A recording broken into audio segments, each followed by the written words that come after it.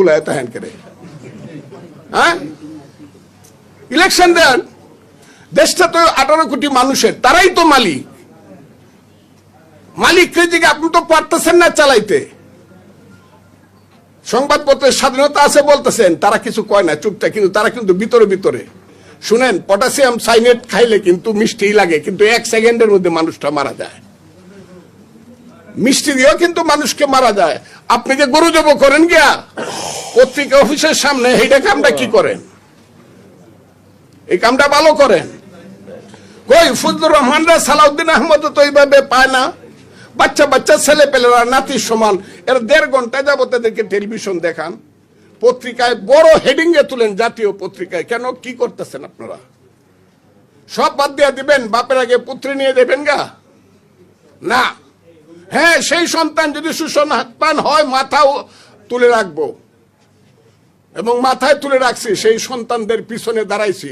ওরা যেমন আমার সন্তান, আমার নিজের 2টা সন্তান আছে, 2টাই, একটা ব্যারিস্টার, একটা 5 বছর আগে ডাবল-MA পাস করিয়া এরপরে গিয়ে 3টার সময় রাত্রে গিয়ে রাস্তায় নামছে। আপনার ছেলেও নামছে। উনার কেউ রাখতে পারি নাই আমরা সন্তানদেরকে ঘরে রাখতে, সবাই নামছি আমরা। কি নাকি শুধু তারা নামছে?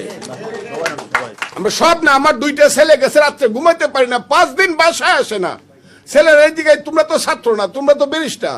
ব্যারিস্টার টেরিস্টার বুঝি না, হাসিনারে পতন না করে আইতাম না, মরলে মরবো নাকি? আপনাদের ছেলে পেলেরা এরকম গেছে না? আমরা সবাই মিললে হাসিনারে তাড়াইছে। ওই যে আমি বলছি, হাসিনা যাক, আজরাইল আসুক, আমার আপত্তি নাই। এখন যে জায়গাটা হইতেছে, সেই জায়গাটায় কেন বলা হবে? ছেলেরাই বা কেন বলবে? তারাই বা কেন সমর্থন করবে যে মুক্তিযুদ্ধ যারা করছিলাম মুসলমান, তারা আল্লাহর কাছে মাপ চাও? কথাটা আমি হাসা কইছি না মিশা কইছি? এই কথাটা কেন বলবেন? কে বলতেছে? ইসলামী ছাত্র শিবির, তাদের নেতা আবার শিবিরের নেতা সমর্থন করতেছে। আর শিবির এমন একটা দল যেটা জামাতের সঙ্গে একদম যুক্ত। জামাত নিঃশ্বাস না ফেললে শিবির নিঃশ্বাস ফেলতে পারে না। কাজে শিবিরের কথাটা জামাত ইসলামের কথা। আমি প্রথম দিন বলছি, জামাত ইসলামের চরিত্রের অনেক পরিবর্তন, তারা সুন্দরভাবে আগাচ্ছে।